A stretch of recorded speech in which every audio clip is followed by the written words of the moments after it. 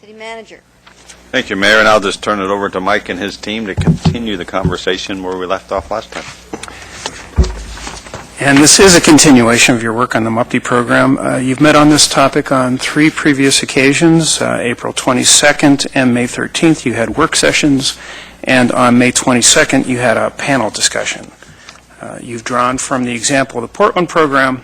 There have been a variety of comments from the panel and from the community, and of course, you yourselves have had extensive conversations. We've tried to listen to you closely and incorporate the ideas that have come out of all of these proceedings in the current recommendation. And the recommendation would provide a framework for an ordinance that could be taken to public hearing and then brought back to Council for your further review and action. Councilors and the public continue to make comments as the days go by, comments and suggestions.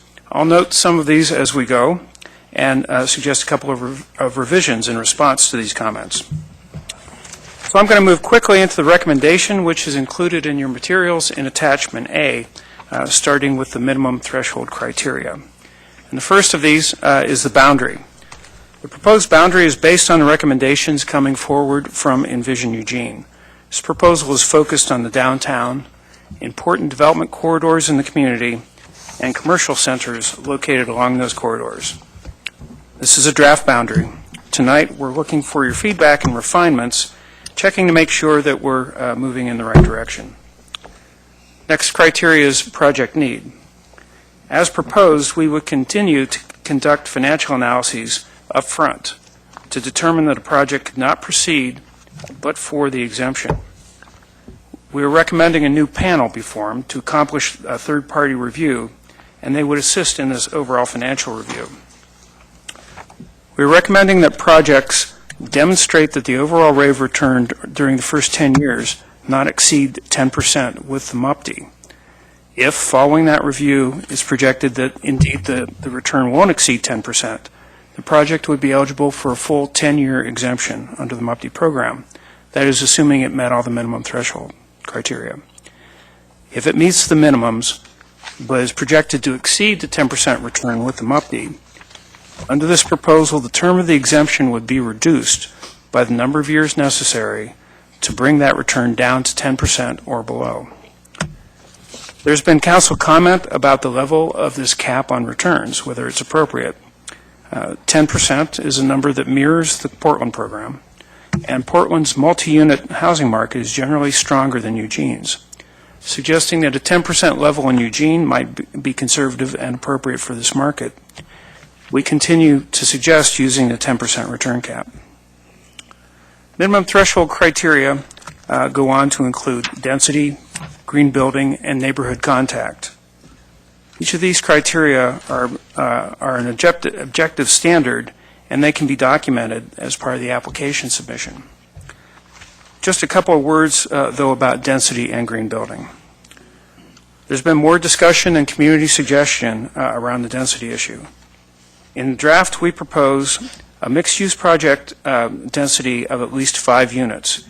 And of course, by mixed use, I mean the incorporation of commercial with housing. This is a relatively low threshold that could accommodate a wide variety of infill, expansion, and redevelopment variables. We would suggest keeping that standard. For housing-only projects, these are projects that do not incorporate commercial into the ground floor. It's going to be a bit more complicated. We now propose that in R2 and R3 zones, that density be set at a minimum of 75% over the minimum density for that zone. And we can go through those numbers if you like. In form-based zones, which are different in character than typical zones, and in those zones with height limits of 3 or 4 stories, we propose a minimum density of 30 units an acre. And in the balance of zones, and there are several, we propose a minimum density of 55 units an acre. This recommendation is more consistent with the findings of the Technical Resource Group and would align the MUPTI program more directly with the goals of Envision Eugene. On green building, we have recommended in your materials as a minimum that projects meet LEED Silver classification or an equivalent. But we're, again, in response to comments and suggestions that have been made, we're seeking to add the requirement that the project, as a minimum, also plan to exceed Oregon Energy Code standards by 10%. And the thinking here is that although LEED is an outstanding criteria and various shades of LEED bring great characteristics to a project, LEED in itself typically does not guarantee energy performance. So we're seeking to add that criteria. On the affordable housing criteria, the recommended minimum is that a project either include 20% of the units as affordable to households between 80 and 100% of median family income, or the project would have an opportunity to pay an affordable housing fee equal to 10% of the first year's exemption, and this fee to be paid up front. This was a standard amount or standard percentage that was previously discussed with Council. There's been some Council comment about setting the appropriate level of fee for the affordable housing purpose. We look forward to your comments and discussion on that issue. Moving on to local hiring. The recommended minimum threshold criteria is that the project must submit a plan to meet local hiring goals. Targets for these plans would conform to Council-provided standards, and those are actually included in the additional criteria, and we'll talk about those in a minute. Moving on to financial reporting, this is more of an ongoing issue than an upfront criteria. Annual financial statements would be required during the exemption period in order to keep the exemption active. These statements would be used in aggregate to gauge the effectiveness of the program and to complete an annual MUPTE program report. So, all projects would be required to meet the minimums, and the length of the exemption could be shortened based on project need, which is, again, based on return. Recommendation also includes some additional criteria. Those criteria would be scored and would have potential to lengthen the term of an exemption. Step briefly through some of these criteria. As proposed, scoring well on the additional public benefit criteria could extend the term of exemption, again, if the project is initially expected to exceed a return of 10%. Of course, any extension of the exemption would be capped at 10 years because that's the cap in the overall program. You've seen these proposed additional benefit criteria in the draft MUPTE scorecard, and there's quite a few of them, and they cover a wide variety of topics. I'm only going to mention a couple here. I'm going to focus on those that would be scored with a greater weight. The first of those is local hiring. If a project is able to achieve the goals that it sets out in its plan, as measured by volume of professional services, construction contracts, on-site construction jobs, and also good faith efforts to solicit bids for professional and construction services from qualified women and minority-owned businesses, they could receive additional consideration. We have not proposed a percentage target for local hiring, and we would like some Council comment on that issue this evening. With respect to location, projects located within the downtown plan area or within a HUD low and moderate income area or on a brownfield site or projects that include the redevelopment of valuable historic resources could receive additional consideration. With respect to affordable housing, projects that provide a greater number of affordable units at 80 to 100% of median family income or meet a lower income threshold of 60 to 80% in their affordable units, or pay an increased affordable fee, which could be negotiated. These projects could also receive additional consideration. Scorecard that Council has previously seen proposes a scoring method. Projects that meet the MINS plus 31 to 60% of the additional public benefit criteria could extend their exemption for an additional 2 years, again to a maximum of 10 years. Projects that meet the MINS plus 61 to 100% of the additional public benefit criteria could extend their exemption for up to 3 years to a maximum of 10 years. Again, this is a draft proposal and a draft method of scoring. Just to review last couple of features of this program or the proposal, the MUPTI review panel would be appointed by the city manager under the proposal. And again, this group would provide third-party review focused on projects' financial projections, their conformance with minimum criteria, and their scoring on additional benefit criteria. That group would also assist with the annual MUPTI review.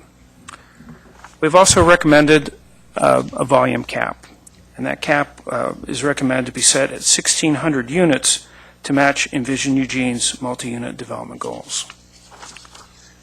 Application fees would be established by the city manager in administrative rule under this proposal. With that, we look forward to your discussion this evening.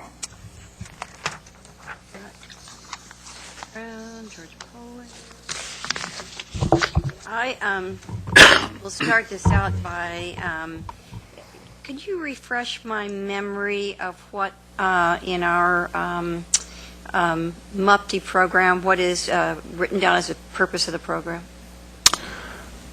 I could. I wish I had that right with me. Perhaps someone can find that because I think it's relevant. Stimulate the construction of transit-supportive multi-unit housing in the core areas and urban centers to improve the balance between the residential and commercial nature of those areas, and to ensure full-time uses of the areas as places where citizens of the community have an opportunity to live as well as work. Secondly, promote private investment in transit-supportive multi-unit housing in light rail areas, in transit areas, and transit-oriented areas in order to maximize transit investment to the fullest extent possible. I didn't have that one memorized. I didn't expect you to. I just wanted to refresh whoever's listening because people have really different ideas of what MUPTI is, at least as we have it in our ordinance, is for. So I just wanted to it doesn't, although I think it's part of it, but it doesn't specifically say it is to increase our units of affordable housing. I mean, I think it's important that people understand it's a tool for how to make things happen where we want them to happen. The genesis of this program, like Portland's program, is in state statute. The emphasis of that statute and the programs that come forward have been to increase the density of housing in core areas of a community.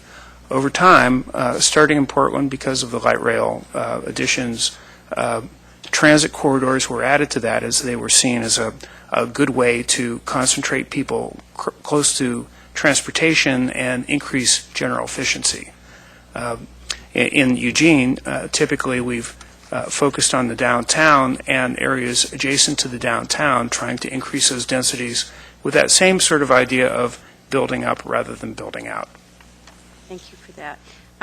The other thing is I noticed, and maybe it's changed somewhere that I didn't see it, but it seemed like in the language I had here, you were using the mixed-use definition of housing above and retail below, and over the last few years we've sort of changed that idea that mixed use can be what you have in an area as opposed to in one building, right? And over the past week or so, we've been having some rather interesting and ranging conversations in planning and development, again, based on comments that have come from the council and from the community about how MUPTI would overlay Envision Eugene corridors. Most of the corridors, or there's a lot of C2 zoning along the Envision Eugene corridors. C2 currently doesn't have a density for standalone housing projects. So that created a little bit of a hole in the recommendation that we made, and that's why it comes out a little bit more complicated. We need to apply a residential standard to a typical commercial area. And the other comment that I want to make right now is I think if you're going to have a committee oversight, and I know the recommendation is appointed by the city manager, my suggestion is if that's what we end up doing, that you have representatives from the Human Rights Commission, the Sustainability Commission, the neighborhood associations, get those voices that we want in the conversation in it. And my suggestion is that council kind of sign off on who's on that committee, so everybody has a chance to weigh in, and we take responsibility for that committee, if that's what the direction council chooses to go on that. So with that, I've got George Brown. Thanks, Mayor. I'd like to be in every round, please. Well, I'm glad you asked that question, Mayor, because I was going to point out Portland Housing Bureau's main goal, one of their principal goals. They talk about being near a transit area and all that kind of thing. Here's the main thing. Stimulate the construction of affordable housing and other public benefits where such housing or benefits may not otherwise be made available. The second main principle is provide transparent and accountable stewardship of public investments. So, I read attachment A, and it is so far away from this. And it's kind of hard. The way this is progressing, attachment B is much better. For instance, for some reason in attachment A, affordable housing is considered available to someone who's making 80% of the median family income. That's ridiculous. It should be 60%. That's how Portland does it. We learned from Mike Sullivan last meeting that 57% are rent burden. 47. How much? 47. I could have sworn somebody said it was 54 or something. Well, I think I said that, though. On council, it was 40%. So we're going backwards. And so we need to set reasonable criteria. We need to focus on affordability. We really need to, there's no way we can finish it in this meeting today. We need to decide, we haven't decided whether we want to have an application period, which I think we should have. Pick August 15th. It would be different for the first year, of course, allow people to catch up. But Portland does August 15th. Then by the end of December, the city council votes whether to approve the application or not. I think that's very reasonable. I think the application should be competitive. In other words, everybody turns in after they meet the minimum threshold requirements, or as we're calling them, criteria. Then you get in the front door and you turn in your application. And then you're judged against each other because you have a cap. Theirs is $1 million. I think $500,000 for Eugene is reasonable. That would be for every project submitting. But then which one do you award it to? Well, that's why you have the benefits scorecard, the extra benefits. And so we need to get a little more specific about that. There's things in Portland's that are missing from the proposal that we just saw that I think are beneficial, and later, hopefully this meeting, I'll be able to go over those. We need to decide whether we want to exempt the commercial portion. I think that would be okay, but only if it doesn't compete with other established businesses. If it provides, say, in a food desert area, grocery store, being Next round, George. Fine, yes, every round, please. George Pulling. Thank you. I have one question on the criteria where it says boundary.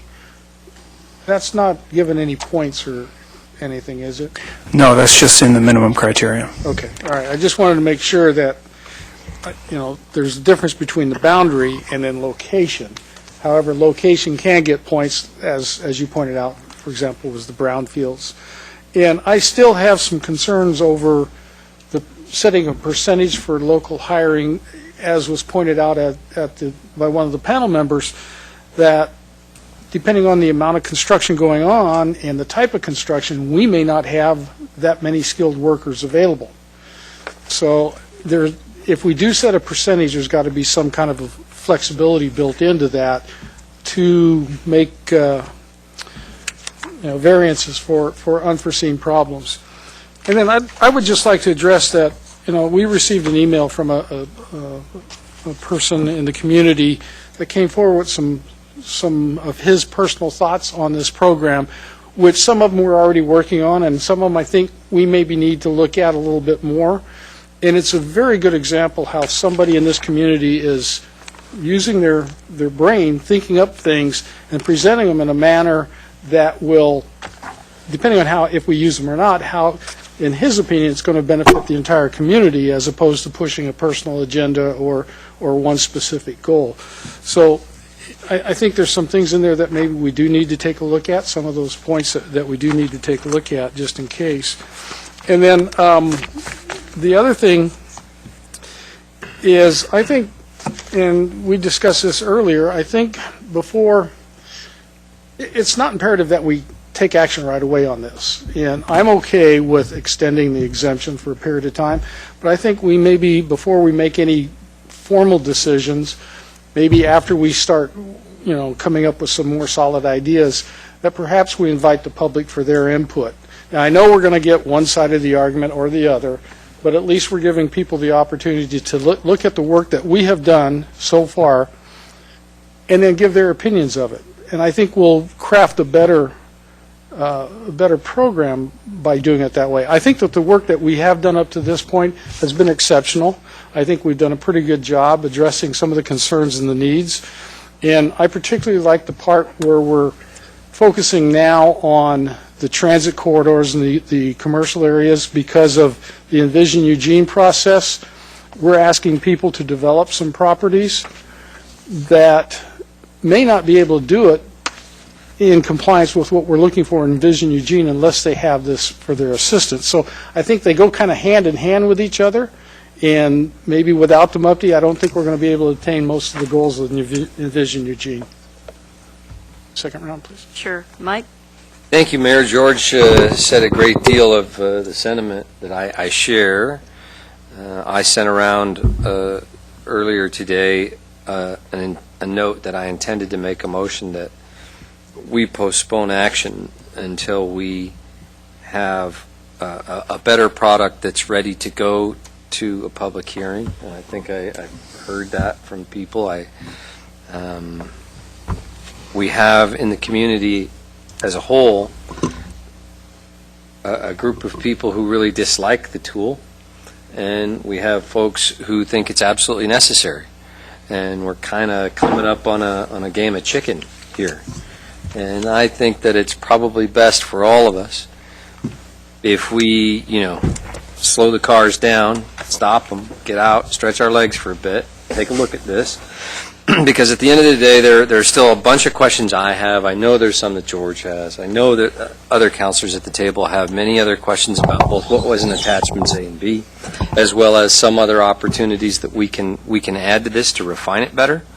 And I think that beyond all the pieces we're still kind of percolating on, we have to get to an ordinance that we can present to the community with a clear explanation of what each part is for and what the clear community benefit of it is. Because we haven't, to this point, done a fantastic job of explaining the value of this to the rest of the community. You can see that and you can sense it. So I think we need to slow down and get it right and include all the things that are necessary to make it functional, but help bring the community along in the conversation better than we have so far. I would add, as a side note to one of the things that the mayor said, the committee is a good idea, and I support it. I support a diverse set of representatives on that committee, but I think we should hold higher than any other goal the basic function of that committee to be to make a recommendation that at least a vast majority of those at the table can take to heart and say, I know that's valuable, I know that's true. In other words, if they recommend, you should pass this, and here's why, we won't have the same old arguments again because we don't believe whoever it was that said this is necessary or good. That committee has to be composed of people that are experts that all of us can believe in. So it's good to have those qualities, but we need the others as well. Right. Second round, please, ma'am. All right. Chris? Thank you. I know that we've spent a lot of time talking about MUPTE as one of the tools in the tool belt.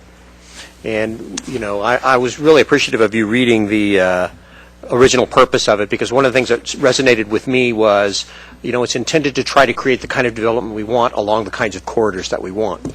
And you use the tools in the tool belt to try to encourage the development that you want, and MUPTE is one of those tools.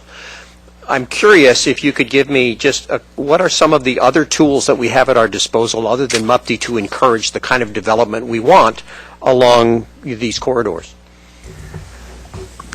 Well, I guess another way to state that question is what are the potential tools that we could have? Yeah.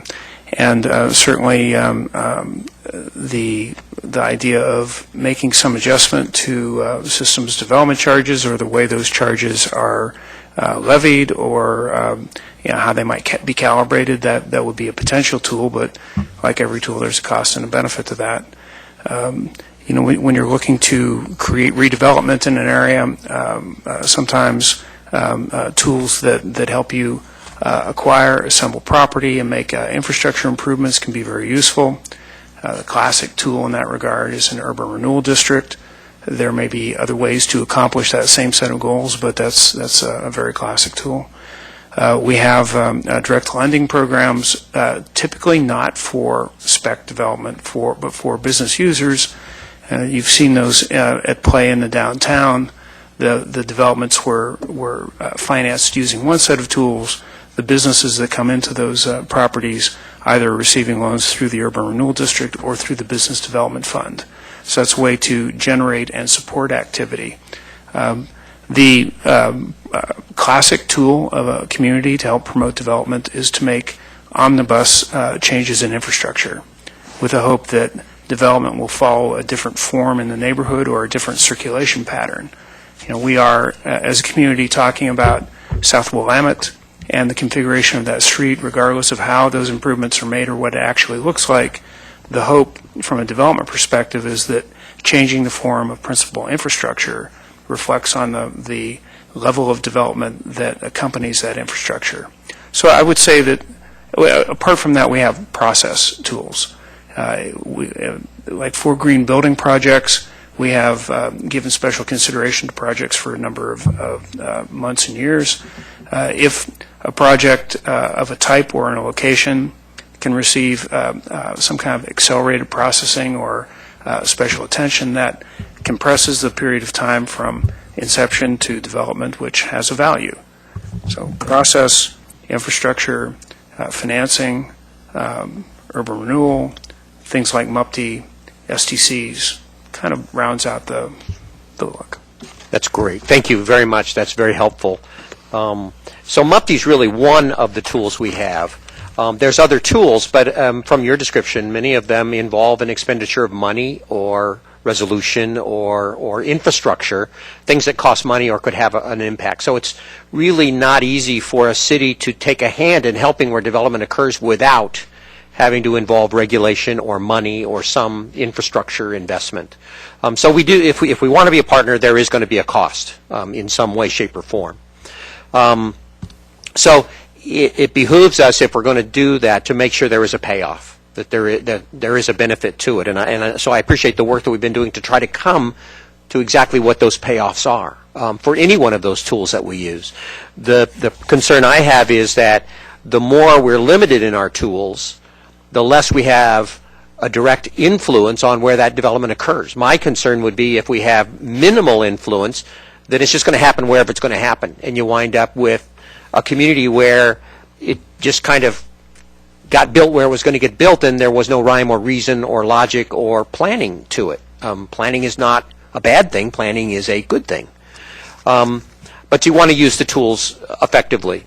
That's kind of a long way around to the notion that making sure that a MUPTE is a tool that can be used as effectively as it can in this tool belt with all the others.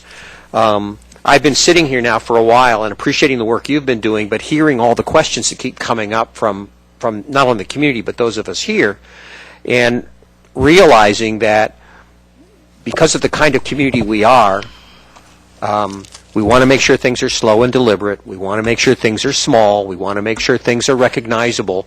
And I'm wanting to make sure that we're staying within those kind of comfort levels.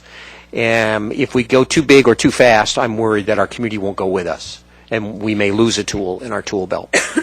So it may be that it is wiser to be more thoughtful, more deliberate, maybe take the time to do it right, but still wind up with a tool when you're done. So I may be supportive of the idea of just making sure we move at the pace our community is comfortable with. Greg? Thanks, Mayor.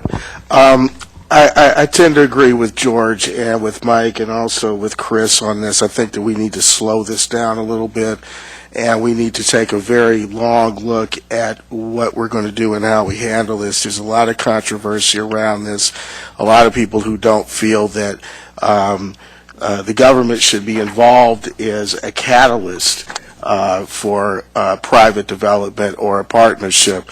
Unfortunately, for the last 40 years or so, that has not been the case, and that all over the country there has been these public-private partnerships that have grown, if you will, and have been extremely successful in some cases, in other cases have fallen flat.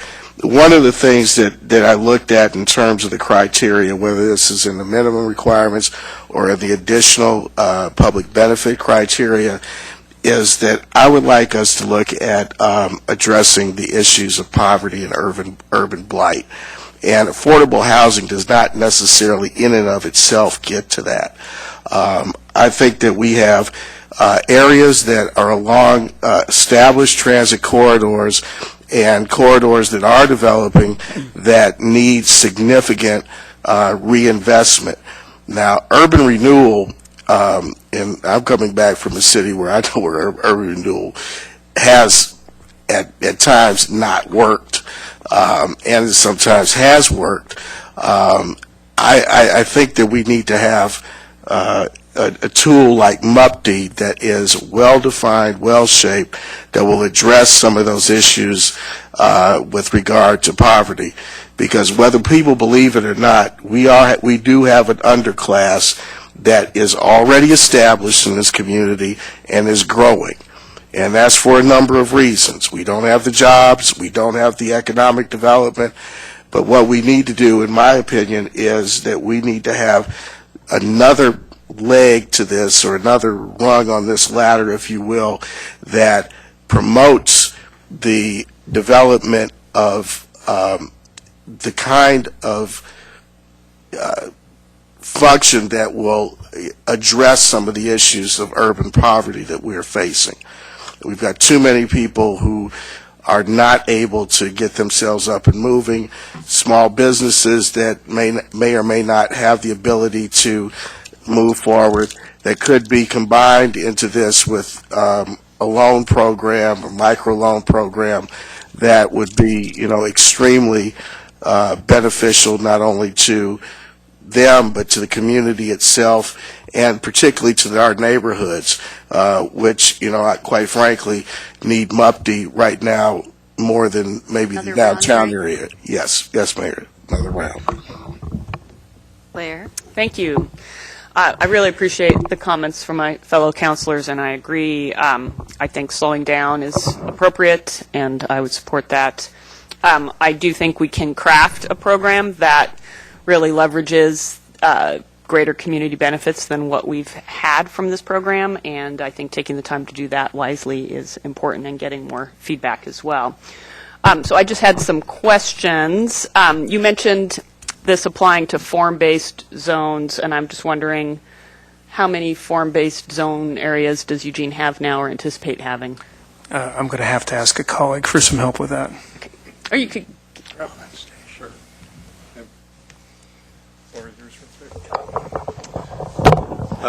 Right now we have one form-based special area zone, and that's the Walnut Station.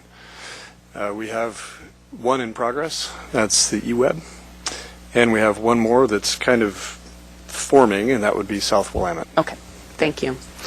And then, Mike, you mentioned the idea of increasing the density in some cases. It might be really helpful, particularly for me, to have some kind of comparison of current density levels in different parts of the city and how these proposals might vary, and if that could be done in some kind of graphic form as opposed to just square footage and number of housing units, to kind of show us what the density results in, that would be super. I don't know if that's possible.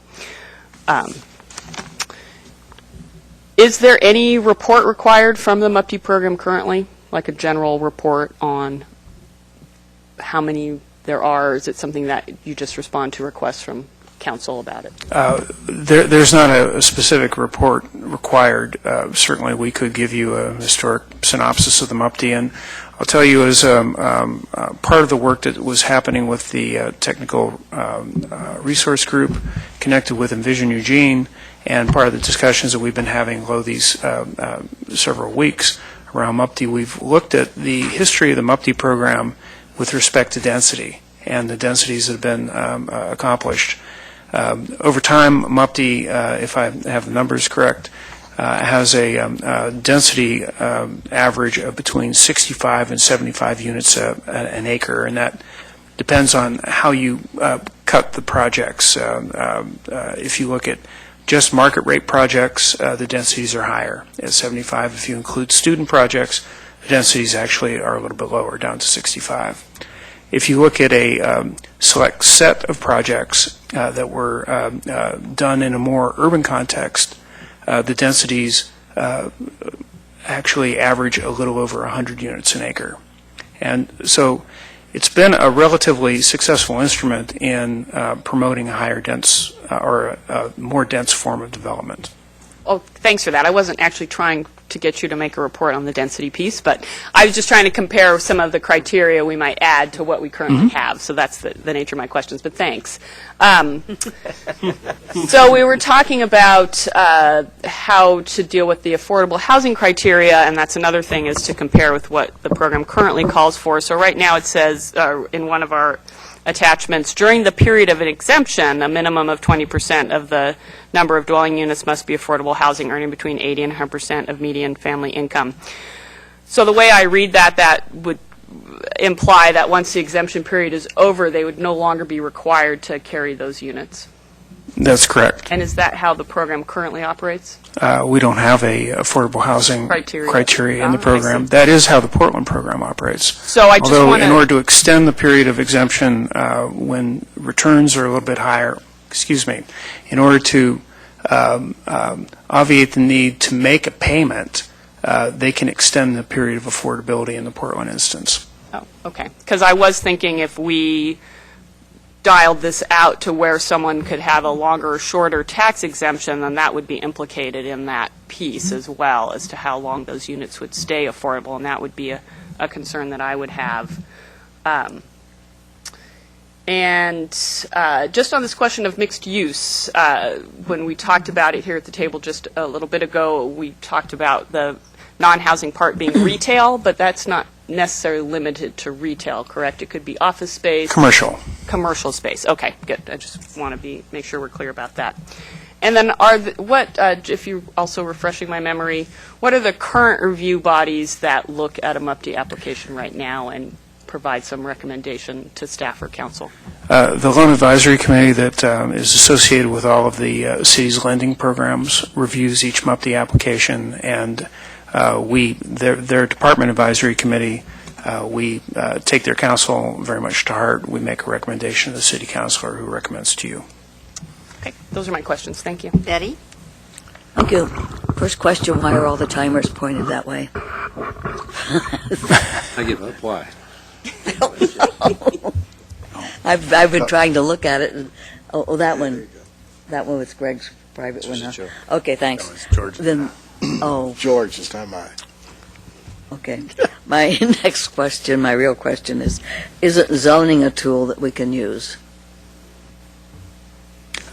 Zoning is a tool that the community currently uses for a variety of purposes. We could use it for density if we wanted to. Certainly that's a way to direct a particular use to a particular place. it doesn't necessarily encourage anything particular to happen. It just makes that use available. Well, if it's zoned for high density, then people would not be able to build low density there, right? Right. It's a tool. We did have the experience in downtown several years ago. We had a minimum floor area ratio, and during that period, if you didn't build to a certain height, you couldn't meet the minimum criteria, and the result of that was essentially nothing was built. So you have to watch your expectations with that kind of tool, but it is true. Well, as land becomes more scarce, it might be more effective, and it wouldn't cost money. It's true. Thank you, that's what, and these things in attachment A, they'd be so easy to do. It doesn't have any difficulty to it at all, as far as I can see. And as for saying that it wouldn't be built without MUFTI, anybody can say that. You can't. And if it wouldn't be built without that, then maybe we should wait and let someone build something else. The ones in attachment B are a little better, but these should not be extra things. They should be required, like affordable housing threshold of, it should be 60%, it says 60 to 80 here. But in attachment A, it said 80 to 100, something like that, that is. And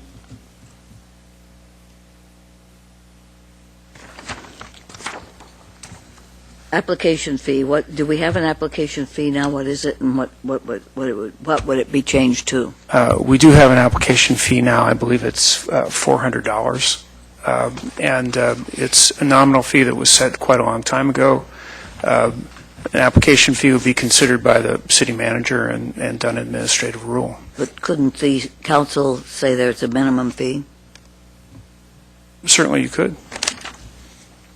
Okay. And as for if you had a MUFTI review panel, when you talk about experts, I think those might very well be people who have a financial interest, which is different from just regular citizens. And another question, would it be possible for council to ask the citizens to vote on whether we should have MUFTI? That would be a decision, of course, that the council, of course, could make to ask that, so there's no legal concern about that. We could do that, You right? could do that as a matter of policy, yes. If we came up with some criteria that we agreed to, we could put it on the ballot if we wanted to. That's correct. Another question, if we change the qualifications, the requirements, could it be retroactive? With the project that is it possible to stop the project that we just approved? I can provide you a specific answer to that, take a look at the statutes and give you a specific answer and get that information for you. We couldn't hear you. I will take a look at the specific statutes and get you a specific answer back to you instead of answering on the fly. I want to make sure I have because the state statutes are going to also come into play there regarding the bases upon which what I'm hearing you say is not just, are you talking about terminating it or revising the previous action that you did? I'm talking about nullifying. Okay. Likely no, but I'm going to, let me take a specific look at that and get back to you, please. I do favor taking more time. I think that we should not vote tonight on something to take to a public hearing. Another round, Betty? Yeah, maybe. Maybe? Well, you Put let me know. down and I'll let you know if I don't want it. All right.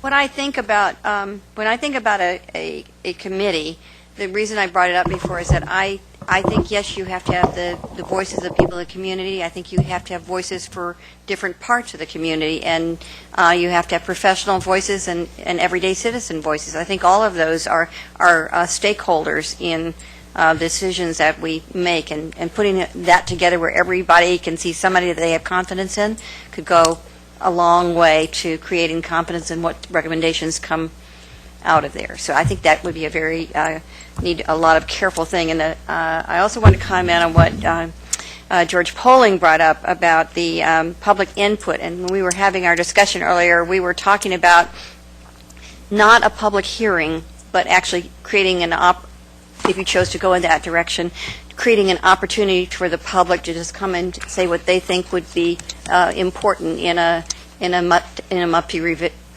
revision, and just so that it doesn't create the idea that you figured out the answer before you asked.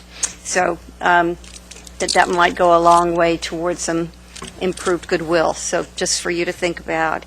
And I appreciated what you brought up, Claire, because I think a MUPTE or anything of that nature, it's really good if we have an iterative report, so you don't have to create something new on an ongoing basis, but you keep what you've done and then you add to what happens on a yearly basis, so people have the history and they have the report of what's happened in this past year, and it can, so you don't have to kind of remake it all the time. I think that could be helpful in decision making. It could be helpful in what our past agreements have been, what the direction is that we said we wanted to go. All of those things.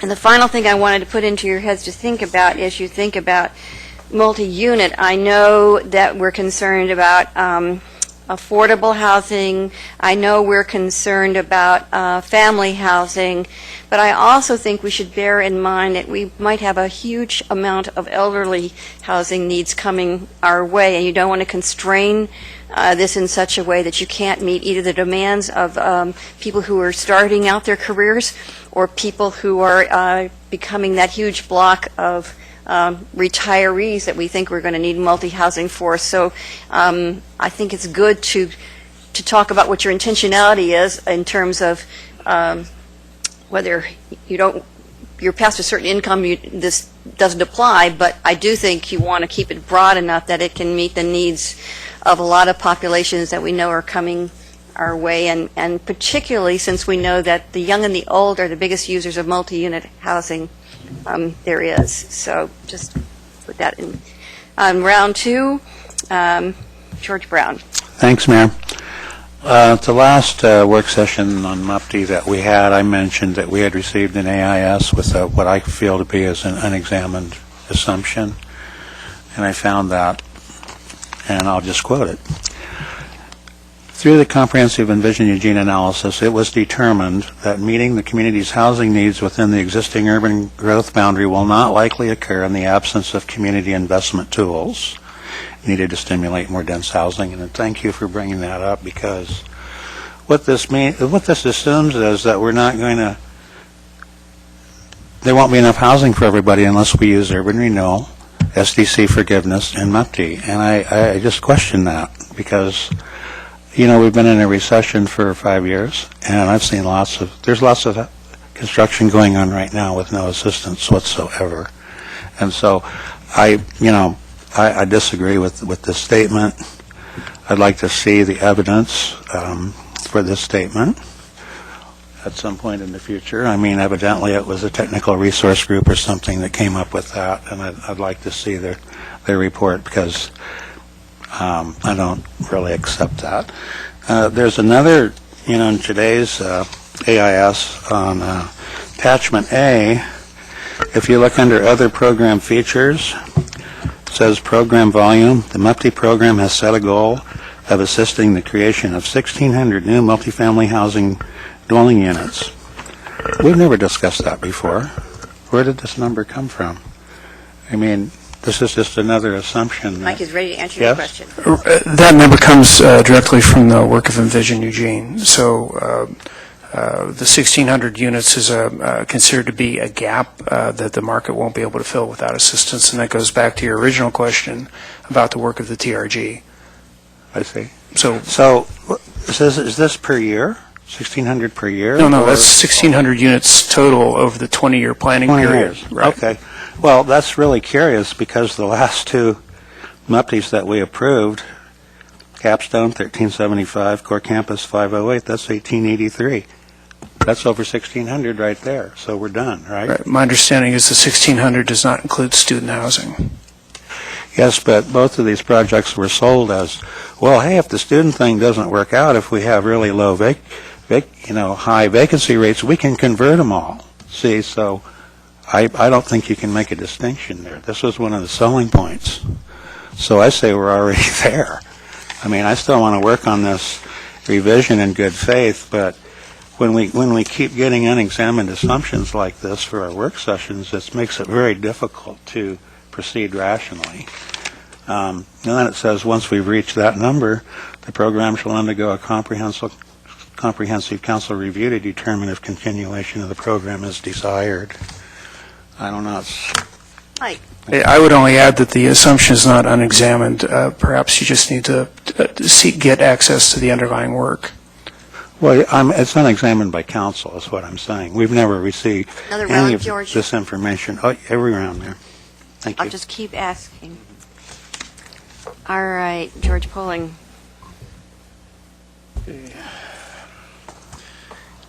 When we're talking about the description of different types of housing, is it possible or is it permissible to limit the type of housing that we're requiring or requesting under the MUPTI? In other words, granted, the last several MUPTIs that we've granted have been for student housing.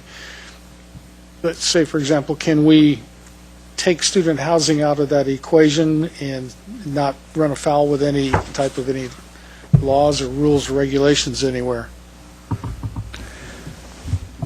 Our approach to that has been to try to infuse some ideas about the configuration of the units, and we have worked with the city attorney a bit on that issue, and there is some concern about categorically disqualifying certain types of housing. But if we can work through this idea of configuring the units in a certain way, they would be more widely available and useful. Very good. That would be an avenue I'd be willing to take a look down and see if we can do that. George brought up a point earlier about setting an application period. I personally think that's not a really good idea. We don't know what's going to happen between now and 20 years from now, especially with the Envision Eugene coming up, and we don't know the rate at which somebody's going to take property and develop it. And if we limit it to a certain period of time that you can turn in an application, we may be missing out on an opportunity.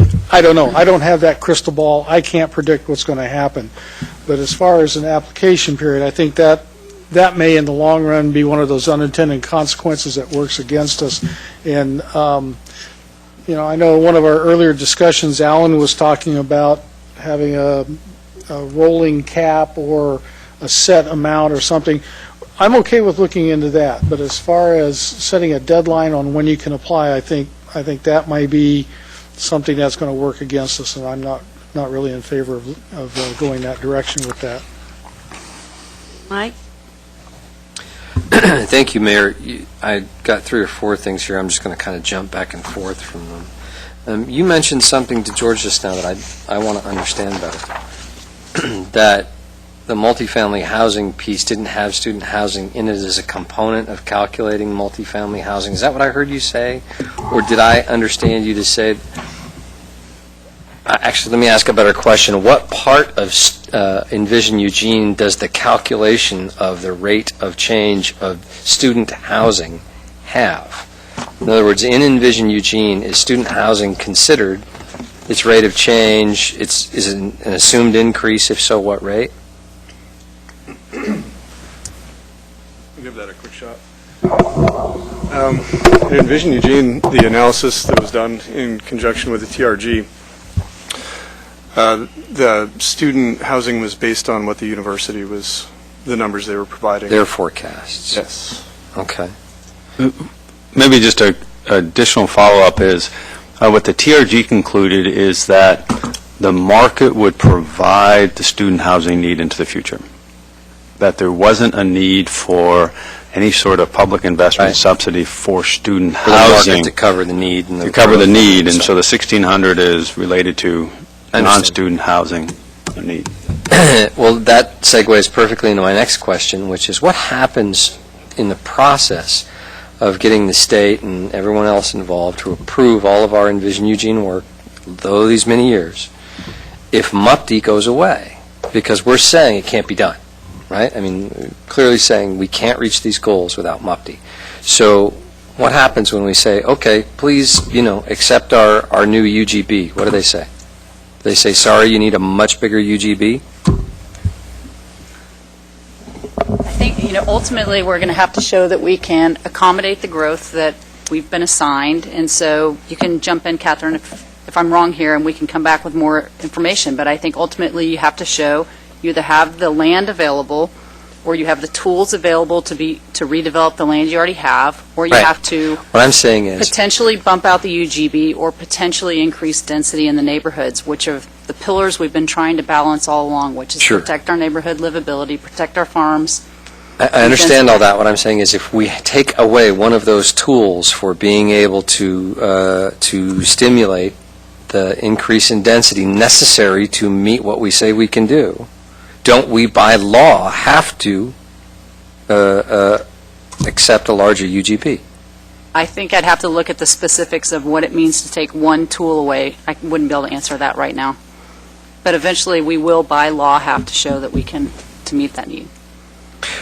Okay, I suppose I'm asking council, what does that do to our capacity to prove that specifically? So, and I'm not prepared to answer that particular question, but, I mean, to pony up with what Sarah's saying, I think that, I apologize for interrupting. I know what we have to do. What I'm asking you is what's going to happen if that goes away? well, I mean, there's a number of different options. If what you're asking is if that tool goes away, does that mean that we have to bump out our UGB, or are there other Beyond what options we're that- planning to, Well, I mean, there's other possibilities for accommodating that if we like? Increased densities increase in densities neighborhoods. in the neighborhoods, right, exactly. I mean, it's not that one mandates another, but I'm stepping outside my comfort zone when it comes to this particular discussion because we have people in my office that know a whole lot more about this than I do. So we certainly want to get you answers to this question, but I would prefer not to give them right Let me here. try and throw another legal question at you. Please. The subordinate clause that talks about the land use portions. What would happen as a consequence of the pragmatic everyday application of MUPD if we were to put something in there that says, it's mandated that council show findings commensurate with the Metro Plan and the comp plan, that everything's, honky-dory and meets with those provided plans. What happens if we do that as a process of passing MUPD, a particular application?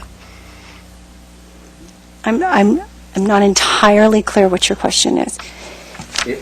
What if we have a responsibility? What would be the effect of us having the responsibility to create findings in order of being in compliance with comp plan and Metro Plan in order to approve a MUPD?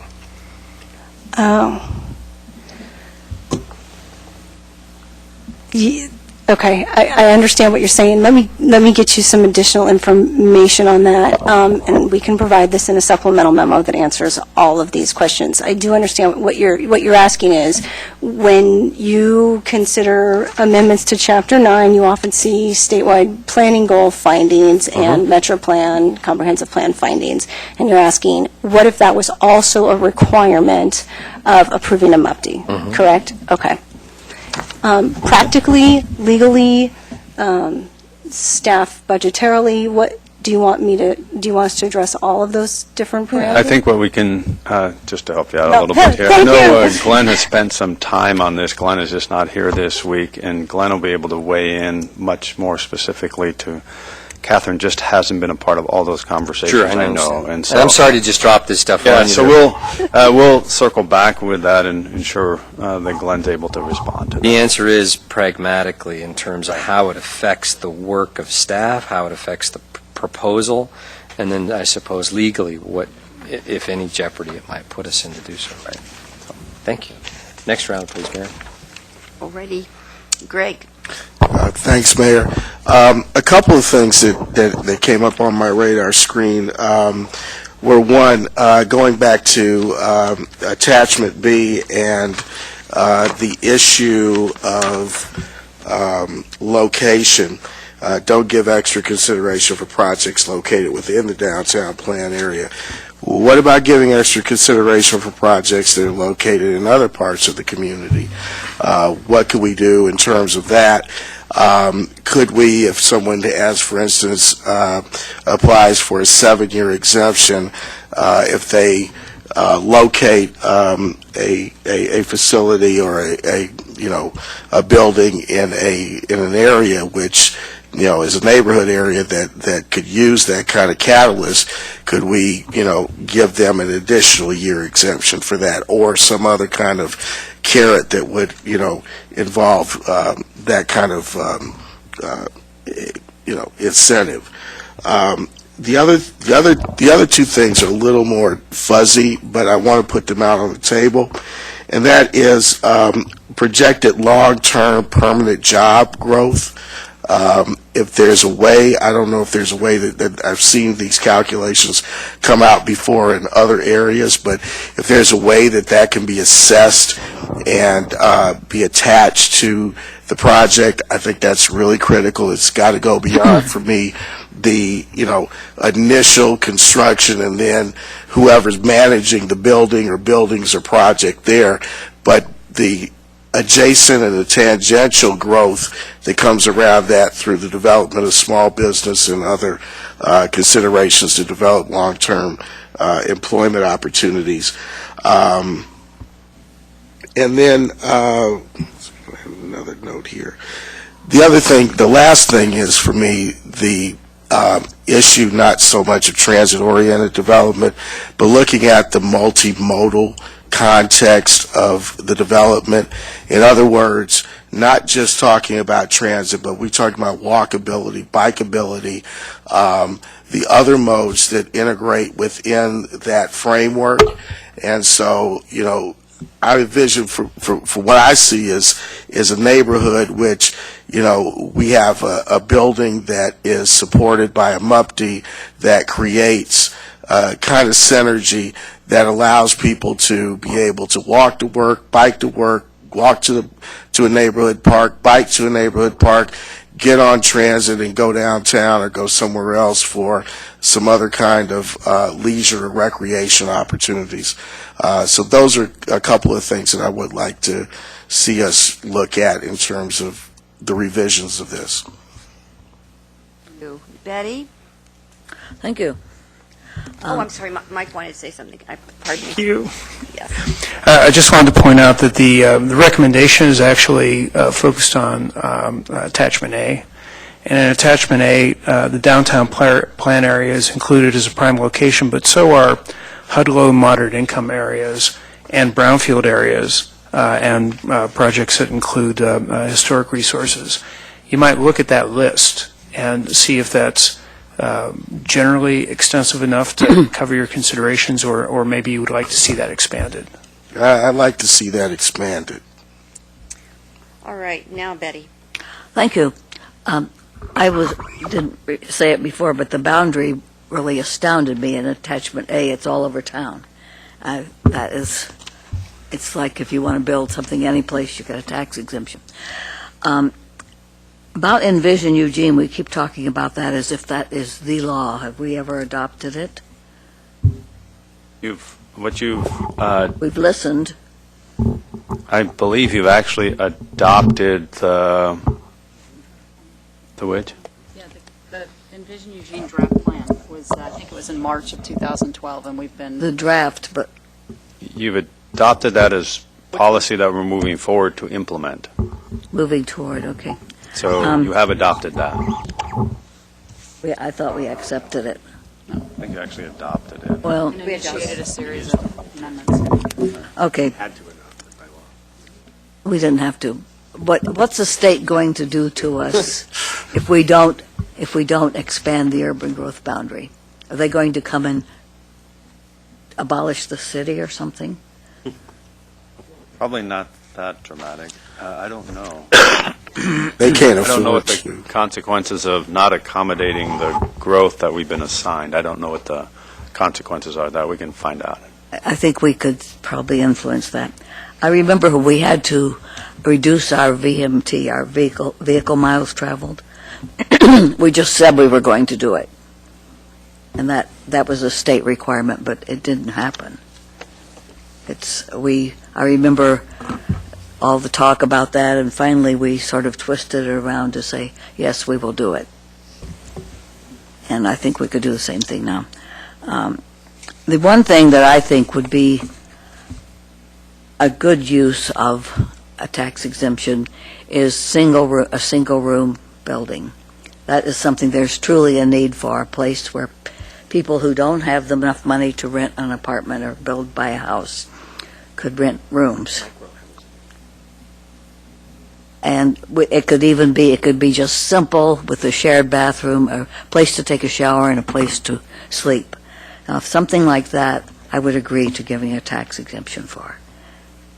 But aside from that, I think that people are going to build things because they want to make money, and that it's not our job to guarantee how much money they make or that they make any. Thank you. Chris? Thank you. Following up on some of the discussion about Envision Eugene and where things were, when you were doing the calculations on the required space and so forth and so on, was there an expectation when you were creating the numbers and then the amount of acreage needed, were you working on the expectation that certain mechanisms and tools would be in place? Yes. So in other words, the plan that we adopted had in it the expectation that certain tools would be in place that we could use to achieve those. Yes. Let me say a little bit nuanced and see if this works the same.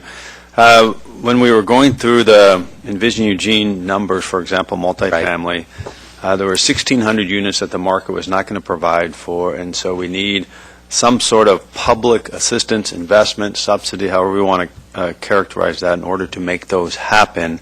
And so there would have to be tools in the toolbox to make that happen. Okay. So for the plan we adopted, we said we don't need to expand the urban growth boundary for these uses. We do need for these uses. And the fact that we didn't expand it for multifamily was based on the expectation we'd achieve a certain density. Correct. And that density would be achieved through the use of tools. Right. Question then that's come up is, well, this density would occur anyway, whether you had the tools or not, which may or may not be true. I don't have a definitive answer for that, but I would be curious to know the development that's been occurring without the use of public tools that's been occurring has been occurring at what kind of density? Do we know what that density is? Do we know how many units there are in the facilities that have been built without any sort of city involvement? I don't know specifically right here at the table, but we are monitoring that, and so we can get that information to you. That'd be great. I would be curious to know if you don't have the tool, I'm back to if then. If you don't have the tool, then what happens? Because one of the questions I think we're wrestling with is, if I completely take my hands off and just let it happen, then what happens? And I think we're trying to speculate what happens. We don't know what's going to happen, but the only way you can try to even guess what might happen is what has happened. And that is, if we don't provide any incentive, no tools, no help, it just builds, what kind of density does it build at? And does that density support the Envision Eugene outcomes? What is the density that we get when we do participate? And I'm not just talking MUPTI, it may be other kinds of participation. What I'm really getting at, this is back to the payoff question again. If we don't get involved, what happens? If we do get involved, what happens? And maybe this is a larger discussion, but I do see how it's fundamental to the Envision Eugene conversation, because Envision Eugene was built on the assumption that we would be involved in some way, shape, or form. Maybe not just with MUPTI, but with any number of tools. If the question that we're moving back to is, we don't want to be involved, just let it happen. It'll happen anyway, and it's going to be great. Is Envision Eugene is going to meet those goals and is going to be what we really want? That's a broad question, but for me, it's one of the fundamental questions that we're dealing with. So picking up on what Chris and others have said, I think it's kind of hard to look at what we've just been through because we've been through a recession. So I believe I can say with accuracy, because I've heard it so many times, that during the recession, financial institutions would not support the building of single-family units. They would not support market apartments. They would not support condos. And so during the recession, you could not get financial backing for any of those, which is what they would support student housing, because you had a guaranteed population that were going to use student housing. Ergo, you're a developer. Where are you going to go? You're going to go develop student housing because that's the only game in town. And so you have people who did it on their own. You have people who did it all kinds of ways because that was where it could and did occur. Now we're coming out, and the scene will change again. Every day you hear a little bit more is happening. It's a very mixed path to see. The only other illustration I think that we've heard all the time is that we had a fair number of years without much activity happening downtown.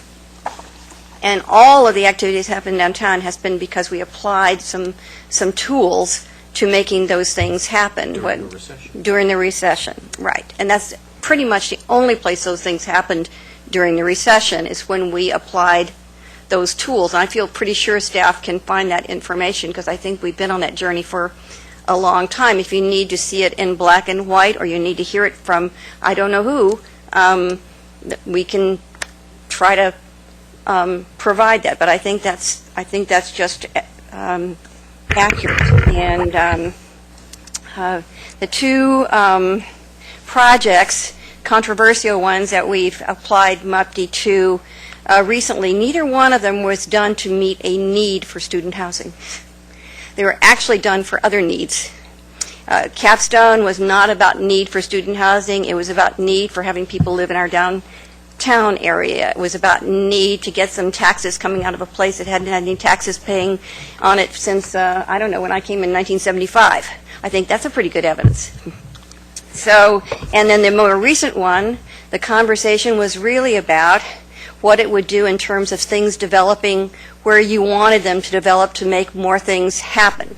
Neither one of those was the biggest criteria to feed the need for student housing. It was other goals of the city. And so when people interpret it that way, that's a misinterpretation. The interpretation is that we were just, as we have tried to do, is to use the tools to get things to happen what you want to happen, where you want to happen, so you can achieve the goals of the community. George Brown. Thanks, Mayor. Well, I'd like to suggest at this point that we quit talking about Envision Eugene and justifications for the last two approved tax exemptions and get back to the project at hand, which is actually revising the MUPTE program, because I think we're going down some side tracks here and it's getting us away from what we really should be talking about. I'd like to just answer a couple things. The Portland Housing Bureau fee to process an application is $10,000 plus $4,000 to Multnomah County. Ours, of course, we wouldn't want to charge that much, but I would suggest half that at least. I still like the idea of a competitive yearly process, because then you're providing certainty for the developers. By the way, they've already been here cruising around town looking for sites and likely sites. They're doing that right now, so to speak. So if they knew that there was a yearly period to submit an application, they would do so. They would, if they thought that they could, once they became familiar with the new program, if they thought they could make a profit, they would be happy to apply, and they would know that there was a cap. I'm suggesting $500,000 a year. For instance, one of the questions I asked Portland Housing Bureau was, how many did you approve last year? 2012, they approved 8 applications. They have $1 million cap, So I don't know how big each of the 8 were. I didn't seek that kind of level of detail, but that's an average of $125,000 a year tax exemption. That's the average for 8 projects. So, and they have fairly strict minimum threshold requirements, but 8 people applied. So I think we really need to get back to talking about moving this thing in front of us forward. And a big problem that I have with attachment A is that map, the boundaries. We need to be much more specific. We need to use a scalpel with this, I think, rather than the meat axe or chainsaw, where it's just, there's areas on that map that do not need any inducement whatsoever, and I'm talking about South Willamette Street, Coburg Road, Franklin Boulevard, River Road. These areas are doing fine on their own. There has been development in all of those areas without any tax exemptions, and now we're seeing a big project going on Good Pasture Island Road, no tax exemption. Thank you, George. George Polling, you're next. Thank you. When does the current suspension expire? July 31st. August Oh, 31st. excuse me, that was the old date. August 31st. August 31st. So if we were to pass a motion to extend the suspension and continue this discussion, what would be a good sometime after the first of the year? Would that be too long, or knowing that we're going on council break here shortly in August and then again in the end of December, would sometime after the first of the year be enough time for us to work through this? Of course, that'll be up to you. I would suggest you would want to extend it for what I'm hearing, at least a couple of months, because if you only extend it to the end of September, you still are going to have to try to complete a lot before the break. So I don't think that's going to work. So I think it's going to have to be at least a couple of months. And then I think it a little bit depend on what your process want to be. Somebody suggested some public engagement, which I think would be good. There's a couple of different ways to get at that, depending on what you want to do, which may or lengthen the time. It also might depend on what all you want a part of that conversation to be. If you want to also talk about some of the other investment tools in sort of the same context as this, that will take longer than just talking about MUPTI. So if it's just MUPTI, I would say at least a couple of months, and then you can kind of add or subtract based on what you want your process to be. All right, so the intended motion in tonight's package was to set a date for a public hearing, but I'm probably going to go with option 3, which is to take no action, extend the suspension date. And I'm going to suggest we extend it to at least December 31st. That'll give us some time. Then prior to our December break, if we need to, we can go ahead and extend it again. Part of that process also, I think, the public forum that we were discussing earlier that needs to go before the public hearing, I'd like it to be more of an open, relaxed type thing instead of someone coming up and giving their 3-minute speech, perhaps maybe like an open house type situation where we can interact and staff can interact and with people that have some ideas, put them down on the white papers and bring them all in and kind of process them all and say, okay, this is the work that we've done so far. This is some of the suggestions that we've heard. Now let's go back and refine it one more time, then go out and then go to a public hearing after some additional work sessions. Are you putting a motion out? Could I suggest maybe going to closer to maybe January 31st? My only thinking on that is that December is pretty constricted for time-wise. A little bit in November is constricted. We are entering into a pretty time-intensive budgeting process, and there are a couple other issues that are in the queue. I'm concerned if for a kind of a robust engagement process, you might want just a little bit longer. It might make it easier. And then would part of that motion have to include the part about the, call it what you want, open house or What I would what I would suggest is we would come back to you with some different options around process to get there, and that way then you can decide at that later. All right. And can I jump in just real quick?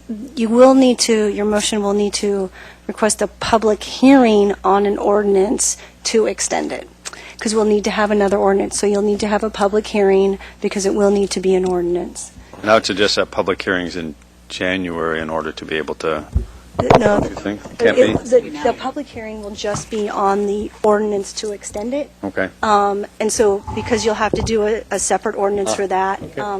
So that will need to be July 22nd to get in before your council break. So if you have the public hearing on July 22nd, you could take action that same night, or if it's unanimous, or you could take action that next week. Okay. It does, July 22nd. July 22nd would be the public hearing for the extension on the, For the extension. All right. Then, and I don't know if I'll be able to get around again to my next round, so I'm going to go ahead and put the motion out now. And that is, I move to direct the city manager to prepare and schedule a public hearing for July 22nd, 2013, to extend the suspension of the MUPI program to allow for additional discussion on the MUPI program modifications. If you mean to hold a public hearing on that, then I second it. Yeah, you have to. That's To what, schedule a public hearing on the 22nd. didn't I say that? Yes. Yeah. Okay. Second. Moved and seconded. Okay, discussion? did you want to put in your motion the date that you wanted to extend it to? January 31st. January January 31st. 31st, Yes. 2014. 14. Okay. George Brown?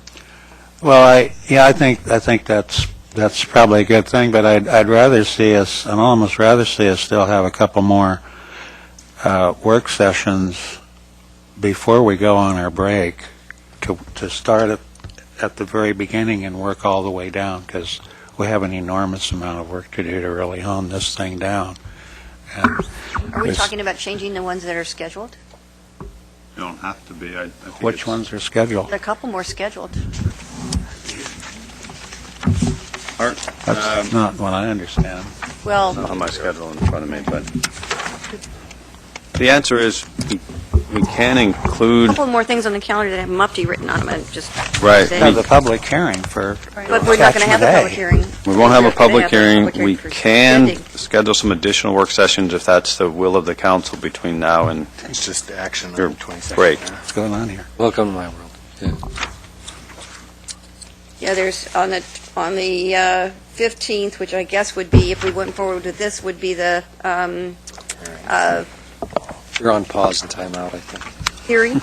No, we can't use the July 15th date for a public hearing because we missed the publication deadline on So that. we could use, Schedule to have a MUPTI work session. We could absolutely have a work session that yeah, we day. could have the work session then. Yes. And then there's another date that's on the schedule that's July 22nd. That would have been for action. That would have been for action, but we can use that for whatever Public we hearing. use it for, too. Yeah. Right. Well, that's fine, let's schedule them, and I just want to put on everybody's radar, 14 months ago, I had an approved work session request on the Riverfront Urban Renewal District, and that has not yet been scheduled, and I don't see it on the agenda for the next coming months, so that really needs to be looked at. The first work session needs to come early in September. I mean, I'm a patient guy, but this is getting ridiculous. I submitted my 14 questions to staff 2 months ago, and I'm working on other questions. I haven't seen the answers to those questions. No surprise there. But I'm working on a second set of questions, so we need to get that on the agenda, too. And I guess that's about it. Does anybody else want to say anything about the motion? I've got you in the queue to go back to the MUPTI discussion. Anything about the motion? All right, we're ready to vote on the motion. All those in favor, please indicate. 1, 2, 3, 4, 5, 6, 7, 8, and none in opposition. It passes. Now we're back to the main queue again. There, I think I had about a minute and 15 left on my Okay, go time. ahead. Just give me a minute.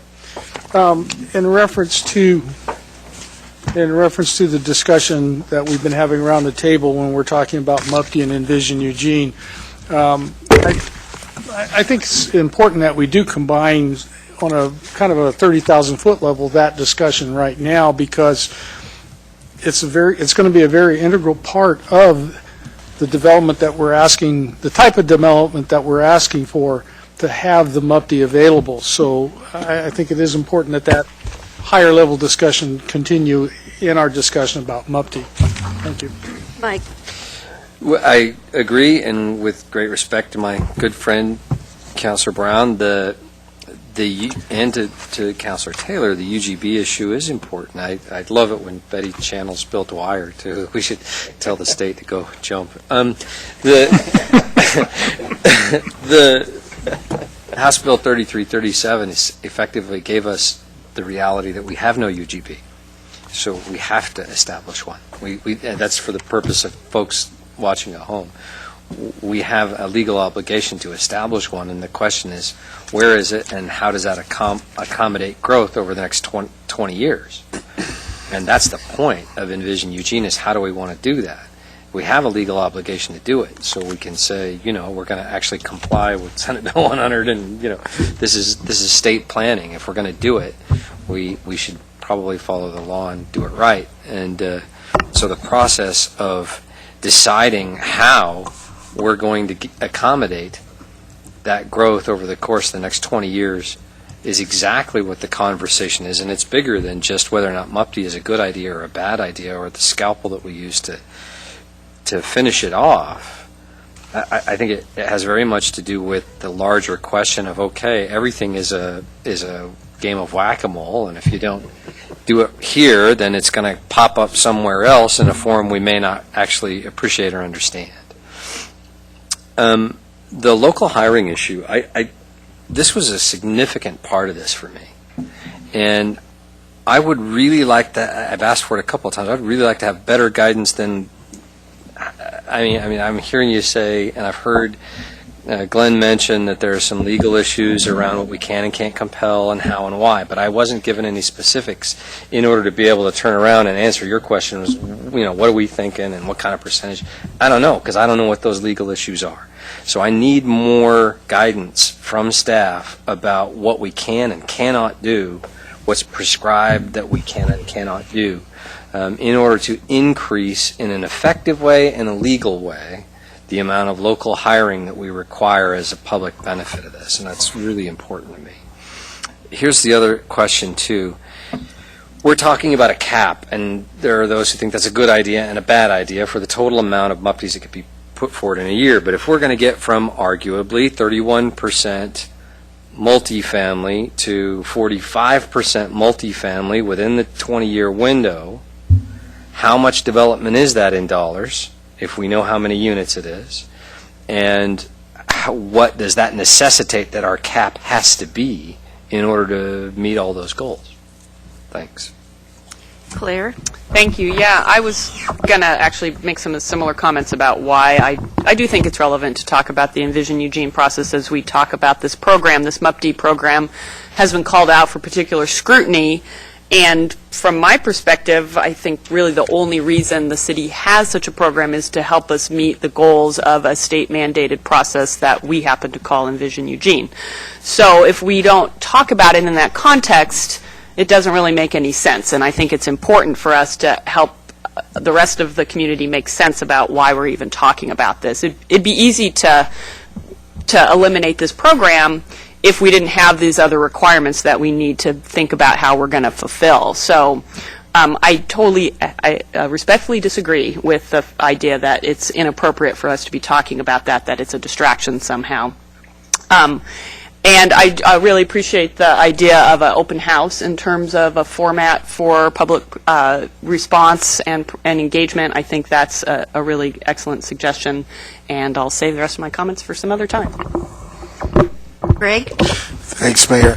I know that we're limited on time, but what I'd like to ask is, would it be appropriate for us to have the public engagement in the open house before we have a work session on this? Because I think it would be important for us to be able to get the input of the public and maybe have, 3 or 4 open house sessions that are geographically located throughout the community to make it accessible to folks so that people can come in, give us their ideas, talk about what they feel is appropriate in terms of recrafting this or whatever they think that we should do with it. And then we can have, a much more informed conversation in terms of a work session or a series of work sessions about how we come up with a final product. And back to your point, Mike, about the location of attachment A, I would like to see us to tease something out a little bit more definitive instead of just talking about brownfields and HUD low moderate income areas. I think that there's some significant issues that we are missing. And one of the issues that we haven't talked about at this table tonight is analysis through the triple bottom line lens. I think that we need to develop a stronger rubric in terms of our assessment of applications and using some kind of, I don't know what that tool would look like, but some kind of analysis that we can, both compare to what we are developing here and what, ultimately the product looks like is much more consistent with what council policy has been around triple bottom line. And since I wasn't here when this began, I'm just kind of, going back and trying to do a little homework on this. So I think that would be an appropriate way to approach it. Betty. I just wanted to respond to Mufti being a part of Envision Eugene, or that's because of it. We had Mufti way before we talked about Envision Eugene. How long has Mufti been around? 20 years? 30 years? Inception date? At least 20. It's in the 70s. Okay, it was not started because of Envision Eugene or because of the urban growth boundary. And I want to just say one more time, zoning is a tool. And we can use zoning to say what can be in a certain place. And as we run out of land, and as for channeling Bill, I don't know, I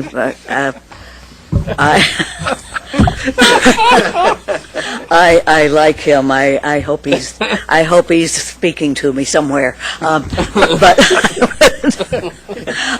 He's just, over there. Over there. He was a big advocate of home rule authority, let's say. Well, I think we can say the urban growth boundary is where it is now. If we don't have one, we can say that will be what it was, and we can use zoning to say where people can build something, and when they want to build something, if there's only that much land and that's what they can build there, they will build it. And they will come. So, are you done, Betty? Either they will or they won't. Yes, I'm done. So I'm looking at the Portland program, and I see under legislative goals, which is what I think you think. I think that really is an important thing for people to know what the intention of the multi-unit tax exemption is in the first place. And Portland says that in their application that they embrace all of those things that are in the legislative intent, and those have to do with supporting the transit-oriented development. And they talk about light rail because they have it, right? So, but and the state, when it made this policy, was addressing that issue. But then they add the other parts. But when they add the other parts about affordable housing and other public benefits, it doesn't take the place of the original reason for doing this. It just adds to it. And so when you look at this, and I think it's important for the public to know it, that there's a set of goals here for why this is here in the first place. And then on top of that, you add these other things that are important in the development of your community. And so pulling this out and getting it up in front for people and bringing it into the conversation about what the intention is and in totality seems really important to me. So thank you for listening, and thank you, everybody, and we'll be back at 7:30.